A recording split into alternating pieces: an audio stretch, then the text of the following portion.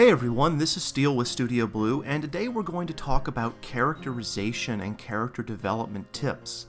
Well, it's really important to have a character that the player can relate to from the very beginning, otherwise the chances of them sticking with your game are reduced significantly. So what does it mean to have a good character? A lot of people are mistaken in believing that having a good character means having a character that does the right thing, is a good person, stands up for what is right, and that's never actually the case. Some of the best characters have flaws in them, character flaws that they have to overcome over the course of the game, while other characters can be very likable from the get-go. The point is relatability, so how do you create a relatable character? Well, there's a 3-point process that I use for every single one of my characters, and I'm going to share it with you today. And if you follow these 3 points, you'll find that your characters are a lot more relatable to the player from the get-go. Follow along with these 3 points and use them as guidelines to help develop your character. The first point is undeserved misfortune. That's something that has happened to your character that they don't deserve that is negative. Perhaps they have fallen out of favor with the king. Perhaps they're imprisoned. Perhaps their spouse just left them. Perhaps one of their children have died. Something that's bad, something that's terrible that the player will go, "Oh my god, they did nothing to deserve that." The second point is the pet the dog moment.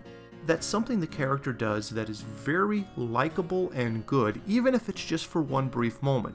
Your character can be a total bastard, but if they do something nice, it will balance all of that out, even if they only do one thing. Perhaps they give some charity to a destitute family. Perhaps they save an entire village from monsters. Perhaps through their own direct actions, they save a character who is about to commit suicide. Finally, there is the Everyman Quirk. That's something the character does that the player can go, "Yeah, I would do that." Maybe they're very friendly towards children. Maybe deep down inside they're just fun-loving people. Or maybe they just want to be left alone and not pulled into the craziness that they're getting pulled into. Anything that the player can go, "You know, I relate to that." If you follow these 3 points, you'll find that your characters are becoming much more relatable to the player and will give the player much more of a reason to be invested in them.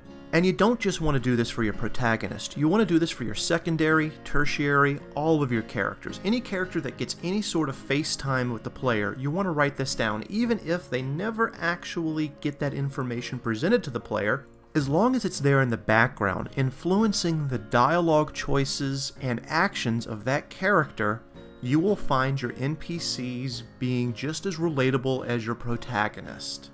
Follow these 3 points and I promise you're going to find your characters becoming much more relatable to your players, and your players that much more invested in the game.